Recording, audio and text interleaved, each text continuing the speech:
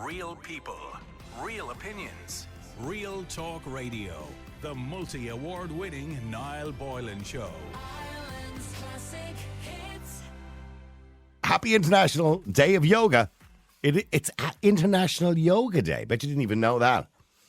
I wonder how many of you, our nighttime listeners, are yogis, because that's what they call them. If you're into yoga, you're a yogi, I believe. That's the lingo, isn't it? Not too many, I would guess, but maybe I'm wrong. Maybe you're all sitting there, you know, with your legs crossed on the ground and making that little thing with your circles, fingers. Because maybe that's the stereotypical image I have of somebody doing yoga in my head. Going, home. Is that how you do yoga? Maybe I'm wrong. Anyway, it's everywhere, isn't it? And to be honest, I know very little about it. But this whole yoga, Pilates, mindfulness, wellness crack, it's not going away. And it's not all good either. There is a bit of a dark side to the health conscious world, I suppose. And here to talk to us a little bit more about it is Leonard of Bikram Yoga in Dublin. And she joins me. She owns one of the oldest hot yoga studios in the country. Anne, good evening to you. Good evening. How are you doing? Good. But firstly, why do you call it a hot yoga studio? What's the difference? Is there a cold yoga studio or is there a difference? Well, I think there are some, we heat ours to 40 degrees, but Bikram yoga would traditionally be 40 degrees. Celsius. You know? Celsius. There's some that are less hot. But Jay, you'd be sweating, wouldn't you? 40 degrees Celsius. So yeah, no, it is hot. And to be honest, it's like holding a mirror up to yourself. Everything comes up, you know. So how you escaped doing a yoga class? Yeah, I have no idea. Okay, so anyway, getting back to my stereotypical view of yoga, because I know nothing about it, right? And we'll get to the darker side in a few minutes, and I'll talk to you about that as well. But getting back to yoga itself, I mean, is it really sitting down with your legs crossed, with your two fingers in little circles and your fingers abrupt in the sky going home? It can be. It can be. There are so many different types of yoga. You know, there's Hatha yoga, Ashtanga yoga, Iyengar yoga. I mean, there's just so many different ones. But we do traditional Hatha yoga, but it's in the heat. Okay. But there are so many different types. I mean, there's laughter yoga, there's yoga with goats, yoga with dogs. I mean, there's everything. Yoga with goats and dogs? Yeah. Oh, okay. And where did yoga originate, or where does the name even come from, yoga?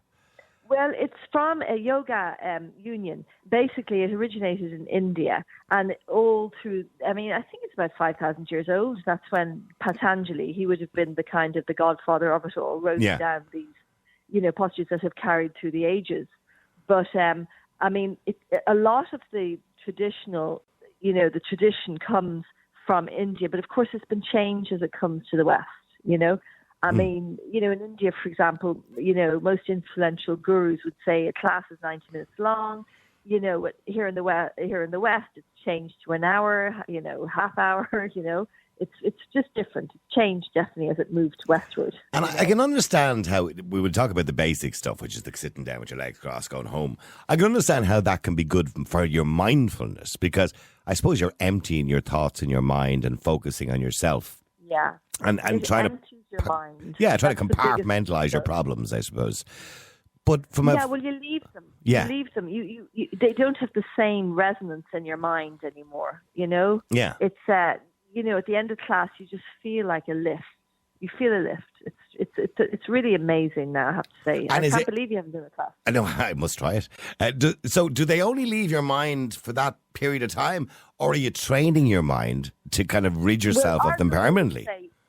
It buys you 24 hours. He says it buys you 24 hours of mental wellness, and then, of course, if people have injuries, if people have, it depends what people have going on. But the days that you really don't want to do yoga are the days you need it the most. So that's when you benefit the most. Okay, so how would I benefit? Use me as your guinea pig here, right? So how would I benefit? Because my biggest problem in life is that I stress and I worry and I'm anxious and I'm paranoid and I'm all those things. Physically, I'm fine, usually. Thankfully, I'm in reasonably good health, apart from the odd ailment every now and again. But I'm in reasonably good health. So it's more about my mind. So I want to relax my mind and take things more as they come, rather than constantly trying to challenge myself to do things. So how do I relax my mind? It's all about the breath. You know, you loosen the lungs, you loosen the muscles. You get, things move more freely in your body. Like when people come into yoga, you can see, on a Monday night, their shoulders are up closer to their ears. You know, they're just more stressed. Right. And they tighten up around the triangle of stress is between the neck and the shoulder blades. That's where 90% of people will hold 90%. That's where I get my stress. pains. That's the only place. I always get these kind of pains, and I'm constantly moving my head in circles trying to get rid of those pains. Yeah. And you need to backward bend. When you backward bend, it releases, it releases a lot of that. There's so many postures that can help release that. Is moving my head in circles any good for, when people do that, they kind of do this thing where they move their head around in circles trying to get rid of those pains in your shoulders? Any movement is good. Okay. Any movement is good. Any movement gets the... But, I was actually thinking today, even those poor guys who are stuck down in that submarine, whatever. But, when you do yoga, you train your lungs. You train your lungs to use less oxygen for the same task. But when you're stressed, the body immediately uses more oxygen. I said that to one of the experts we spoke to earlier on about those poor unfortunates. I said he said they had X amount of oxygen left for till 12 o'clock tomorrow, and I said, but I imagine because they're all being told they're probably going to die, they're now stressed out, they're anxious, they're probably going to use more oxygen. Yes, unless they can keep their breathing under control. Yeah. I mean, it's just terrific. But I mean, if they can keep the breath moving, like most people, when they get stressed, they start to breathe through their mouth. If you can keep it going through your nose, it activates the body's natural relaxation response. I'm you practicing. inevitably become calmer. I'm practicing here. So, do you take short breaths or deep breaths? Well, the more yoga, the better your stomach muscles. The primary muscles of the respiratory system are the stomach muscles and the intercostal muscles. The intercostal muscles are between the ribs. Oh, I know. I damaged them once. I strained an intercostal. You'll know it with the breathing if you hurt your intercostal. Wait, I tell you, your ribs. 3 or 4 years ago, I did myself a bit of damage. I don't know what. I think I sneezed one day, right? And I dropped to the ground in pain, ended up in A&E. And it turned out that I had torn an intercostal, whatever you call that muscle. I had torn it. And they told me, it can take a year for that muscle to heal. It can take so long for that muscle to heal. Yes. And it's 18 months to the piriformis, the insertion point in the femur into the hip. There's so many injuries that time will heal everything. But yoga will accelerate the healing process. Right. So I come into your studio and I say, look, I just want to feel better, mind and body. I just want to feel better. What are you going to recommend to me? What do I do? Well, we have, our class is basically the same each time you come. It's a 90-minute class, 26 yoga postures, happy yoga postures in 40-degree heat, plus 2 breathing exercises. So we always begin with healing the lungs. So you spend the first 10 minutes of class taking deep breaths and exhaling and basically getting the lungs to work better, to stretch out the lung tissue. You see, lung tissue is elastic. It wants to stretch. Yeah. But when you're stressed, it tightens up and it becomes like a tight fist. Yeah. So when you come to yoga, you release it and you recruit more capillary bed so you can breathe easier, more oxygen in the blood supply, and just you feel so much better. Yeah. You feel so much better. It's amazing how you feel. And where does Pilates, because that's a kind of new thing here in Ireland, it's kind of taken off over the last 10 years. It's half and half. Joseph Pilates, I think, took the roots of everything he does from yoga, but he came up with his Pilates system. But in Pilates, they don't backward bend. See, that's I think the biggest differentiation. In yoga, we backward bend, and backward bending heals the spine. That's where we come from. But I think in Pilates, it's all about the core. Now, I'm not a Pilates expert, so I can't really tell you what happens. That's the thing with the bed and the wires and the handles. Yeah. It's the core. Like in yoga, we don't use any props. Well, in the yoga we do. We don't use any props. It's just you and your body, and you and your mind, and you get through it, Yeah, okay. And sorry, Roisin, by the way, has just texted and says, "No, I was in Bikram yoga in Dublin for a class once, and Leo Varadkar was there. He's gorgeous," she says. He's been in, yeah. So Leo does a bit of yoga. Yeah, he's pretty good. Okay, all right, okay. So maybe all the stress of being the Taoiseach, I suppose, and he wants to just get rid of it and clear it all out before the next day when he gets attacked by the press again. But okay, so the outcome for, say, people with injuries, say with backaches or, neck aches or whatever it is, is there specific moves then that they have to do to get rid of those aches?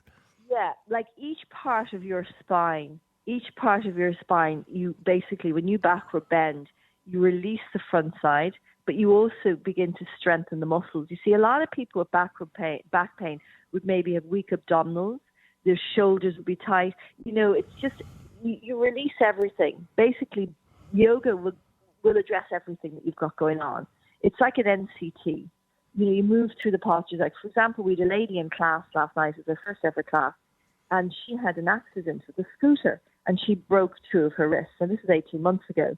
But the posture that addressed the wrist, she had an immediate reaction to that posture because the body stores trauma.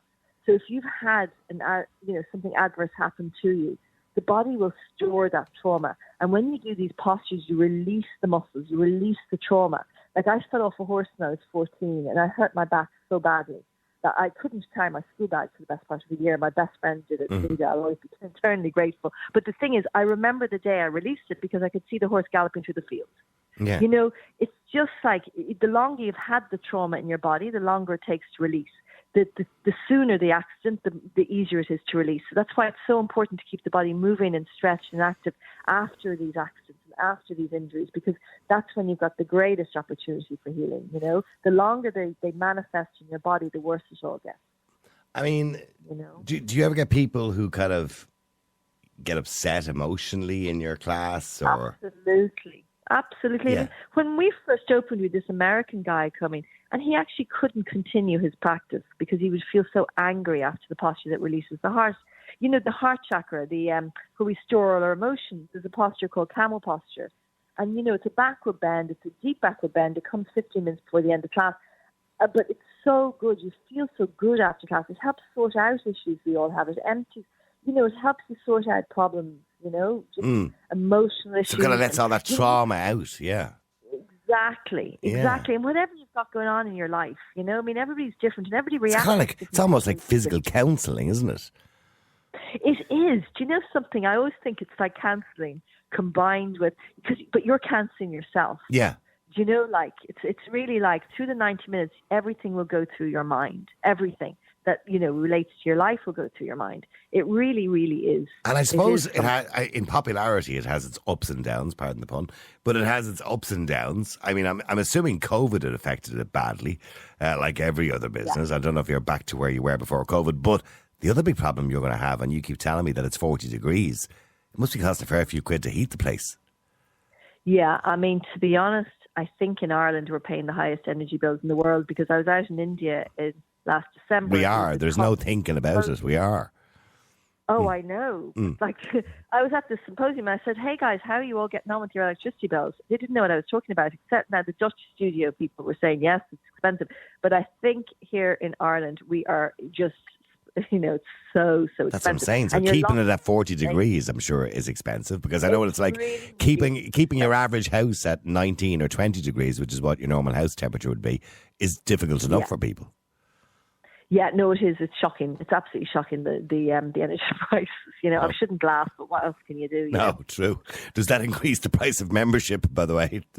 Well, yeah, no, we've got to have an energy supplement on at the moment, We have to. We wouldn't be here otherwise. No, you wouldn't. I imagine so. You'd have to have. Yeah. And I suppose you imagine you have a lot of success stories. I'm assuming it doesn't work for everybody, by the way, but it works for some people. What? Sorry? You either love it or hate it. There's no ambiguity. You come in, you love it. But people will feel something at the end of a class, and that's what brings them back. I mean, I've had people come in to me. We had this hairstylist, and she's now a teacher. And she came in and she goes, I hated this yoga, she said, for the first 2 months. But I'm a hairstylist, so I'm bent over clients 8 hours a day. So her shoulder, her wrist, her elbow, it was all locked up. She said it was the only relief she got. Yeah. So, I mean, it depends on your job. We've got a lot of taxi drivers. I always say to taxi drivers, stretch up and touch the ceiling at every traffic light. Yeah, Don't wait. I'm going to do that now. See, I spend my whole day, because I do 2 shows a day, and it's 5 hours sitting talking, right? So apart from exercising my vocal cords and my mouth, I'm sitting all the time. So I'm actually going to stand up now. See, so because I'm sitting all the time, I end up, you do end up kind of with that neck ache because I'm sitting and I'm looking down at a desk in front of me here. It's a kind of, faders and all sorts of things. So I'm constantly looking down all the time. And I'm sitting in a sitting position. So And I suppose there's loads of people who work in offices who are in sitting positions all of the time. That can't be good for But you. you know, you can really, in yoga, you learn to use the muscles. So without even thinking about it, you kind of use them outside of yoga too. You develop patterns. Like, for example, the stomach muscles. If you can really use your stomach muscles in the sitting position, you'll notice that you sit more forward of your seat bones. You know, if you were to fall really hard on your bum, they're the bones you fall on. Yeah, Well, if you your can coccyx, or coccyx, whatever you call it. well, there's a little bit forward of that now, the seat bone. But basically, you'll notice that the weight goes forward a little bit. And there's always natural curvature in the lower spine anyway, but the shoulders will go back. And you really, really, when you use your stomach muscles, your whole torso changes position. And is it good for the women are going to be asking me this question, so I might as well throw it in. Is it good for losing weight? It is. It's good. I mean, weight, it pulls in the heart. You know what I mean? You need to be at an optimum weight is just more beneficial for you health-wise. But in the yoga we do, the fat cells begin to burn the last 30 minutes of the class. They're used as energy. But the first hour is a warm-up. Like the first hour, it takes an hour for the body to warm up. And this goes for Olympians, everything. It takes an hour for the body to warm up. So once the body is warmed up, that's when the yoga really kicks in. That's when the calories begin to burn. That's when the fat cells are used as energy throughout the blood supply. You know, it's just... And do you ever have anyone with that kind of heat? Do you ever have anyone like flake out? I think I'd flake out in that heat. Oh, yeah. No, we've had a couple of people over the years, definitely. I mean, I had a Japanese woman come in one night and she was so pale. I thought, my God, you know, but we call it the 5-minute faint. If it's going to happen in the first 5 minutes of class. But you see, a lot of people don't eat. I mean, it's crazy. You have to eat before you do. Before you come to yoga, you've got to eat. You know, you can't just come in. I mean, we want people to come in an empty stomach, i.e. you just haven't eaten a big meal. But you have to eat that day. Like, there's a surprising amount of people who come in to do a 6:30 p.m. class without having eaten much all day. I'm looking at some of the texts that come in. Somebody says, Niall, I had lower back pain and I did 21 classes of hot yoga in 30 days and I don't have it anymore. I couldn't sweep the floor before, says Pauline. Yeah, so it obviously worked for her. Yeah, no, it does. It does work for pain. It does work for pain. It dissolves pain at a molecular level. So it dissolves it. You know, the heat is like a panacea. It kind of dissolves the pain. A bit like a paracetamol would work, you know. But it's very, very, very, it's just therapeutic, you know. It's so, you feel good, you know. It gets everything moving. It gets everything. And also the muscles become stronger. And that's ultimately what will keep the separation in the vertebrae in the spine.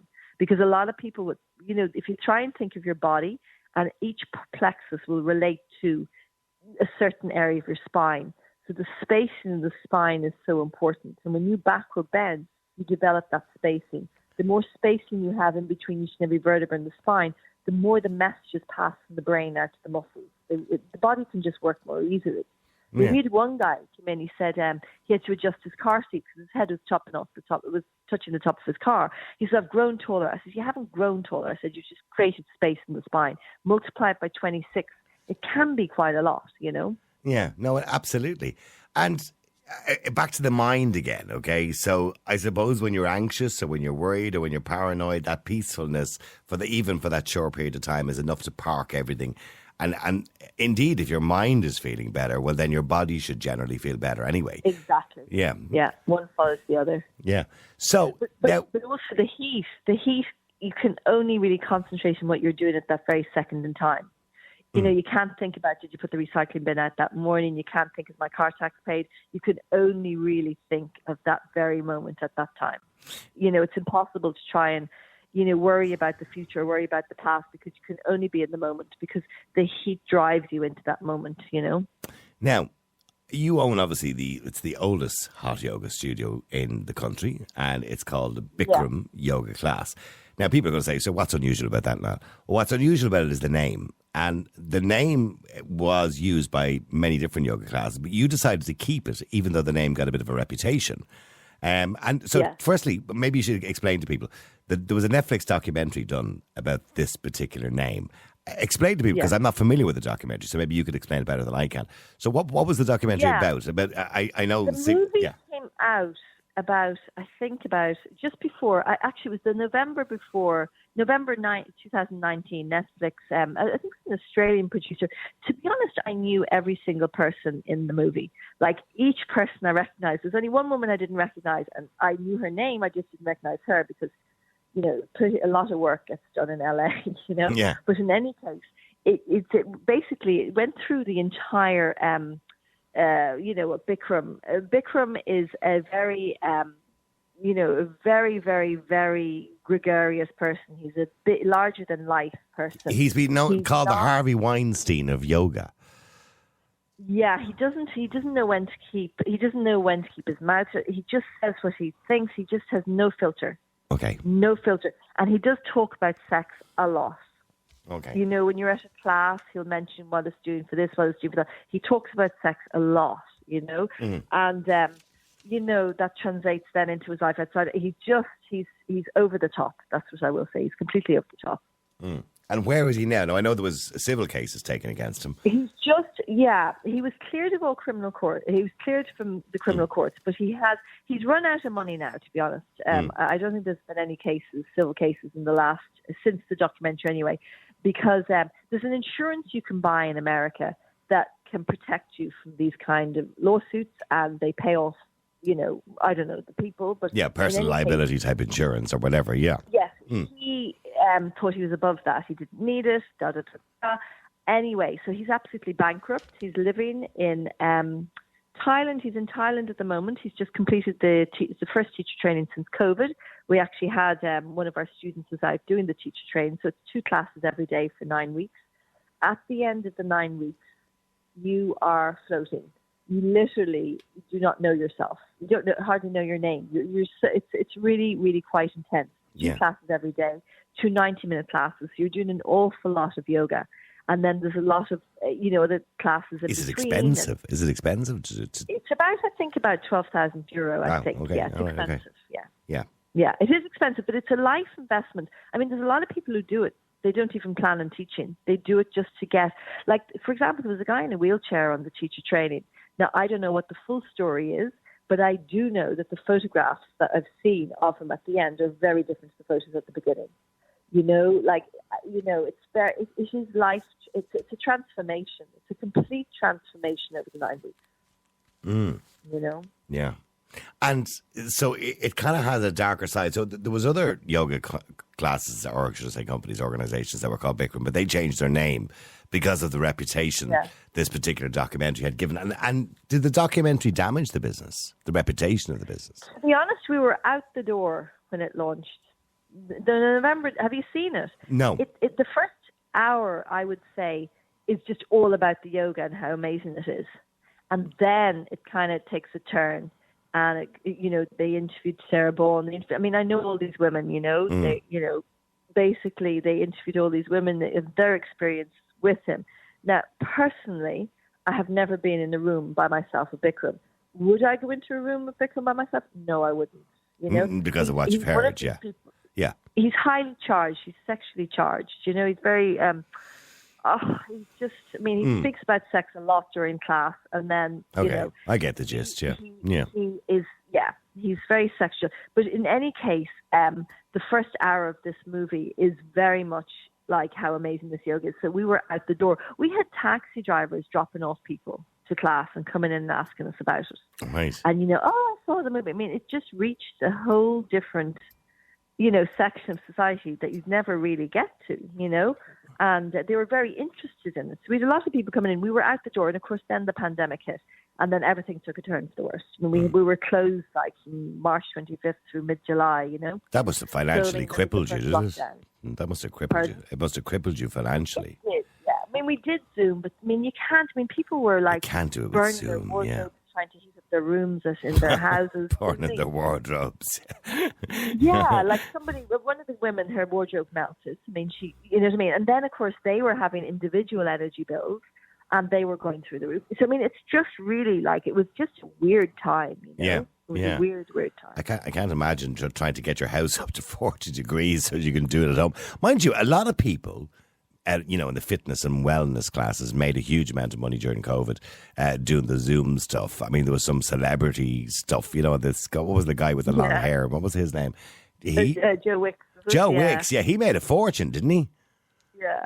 Yeah, but I mean, it's wonderful. I mean, anything to keep people up and active. Because I found during the Zoom, you can't really relate to the people. You know, I mean, I It's taught not the in same. Adelaide. No, it's like when you're meeting people on Zoom, or having meetings or whatever on Zoom. It isn't the same as actually sitting in a room talking to somebody. And I find that, even when I'm doing my own podcast during the day, I interview people, politicians, whatever it is. And I do it, we do it on Zoom on a screen, and it's all on video and everything. But it's still not the same as actually, if I'm in a studio and they're right in front of me. It's just different. It's called satsang, that group communal energy. You need to be around people. You need to be, and we also say as well, when you do the postures at the same time as everybody else, it's like a symphony. It helps everybody. Like the weaker people are held by the strong people. It's like this invisible energy to the class that just holds everybody in the posture. It's just you need the group feel. You all give off your own aura or energy or chi. Exactly, like you motivate the people on the mat next to you, and they motivate you. Yeah, it is solitary, as in you're on the mat by yourself, but it's very much communal. Yeah. Okay. Well, I have to say, it sounds wonderful. I've never tried it. To come in. And Jane keeps saying to me, "You have to try it, Niall."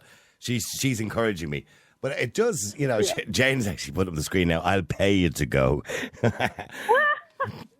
No, tell her Jane will comp him. So she give me a comp, Jane. See the joys of working on radio. You get a freebie. You know what I mean? She might even comp you too. Jane says I'll pay 10. Exactly. She said I'll pay €10. By the way, is it expensive? Is it okay to ask you the price? Because I don't want to scare people off trying it either. You know what I mean? But is it expensive? Well, for newcomers, we have a deal, €49 for 30 days, and that's been the same for 20 years. We've kept it the same price all the way through. Like, I think, I can't remember if we were in the land of punts or not, but it's basically €49 for 30 days. But with the energy surcharge, we have a €5 surcharge in every class. Okay, and for that 30 days, can I go as many times as I want? You can. You just have to pay your €5 every time you come. Oh, you know okay. what I mean? But yeah. You certainly know at the end of it whether you love it or not. But the thing is, you see, I always say to people, yes, yoga is not cheap. Yoga is not cheap. It can't be cheap because it's not cheap to heat up a room for 4 degrees. But it's money you won't spend elsewhere. You won't spend it at the doctor. You won't spend it at the physio. You won't spend it at all these other places. And I mean, we work in tandem with physios. We work in tandem with in the wellness industry. We work, I would refer somebody to an osteopath. We do work in tandem. We know what's going to help out people. Like, so if somebody has gone to you with a particular ailment and, the yoga is just not working out, you would have a fair knowledge that you could say to them, well, look, I think you need to go see a sports injury clinic, or you need to go to this person or that person. Yeah, like I was speaking to an Italian woman in class tonight, and I'd forgotten I'd recommended her to go to this osteopath, But she went to him. She went for 3 sessions, and she just said it helped a little bit kickstart the alignment. And then I got that done years ago. I got the alignment done. I have sciatica. That's brilliant. Yeah. And I had a bad back. So I went to see this guy who was recommended by a friend. This is about 15, 20 years ago. I must go back to him again sometime. Anyway, and he put me out on a table and he said to me, hold on for a second. And he started measuring my feet. And he says, one of your legs is about an inch longer than the other. I said, stop. Yeah. And he said, no, honestly. So he put his hand on one of my feet and started pulling the other leg. And then he turned me over. You lined your pelvis. Yeah, he flipped me over and he started pushing with his fingers the muscles down my leg and down my back. Yeah. I tell you what, I got up and the pain was gone. Now, it did come back about 6 months later, but it was gone. There's no doubt about it. It worked. It was yoga, but the difference is an osteopath can put it into alignment, but yoga can keep it in the alignment because you need to build up the muscles that will keep it. Like, for example, with sciatica, the transverse abdominis, the muscle at the front of your body that connects the 2 hip bones. If you can have a really strong transverse abdominis muscle, that will create the spacing in the lower spine, like the coccyx to the next vertebra, and that spacing will gives the sciatic nerve the free flow down the leg.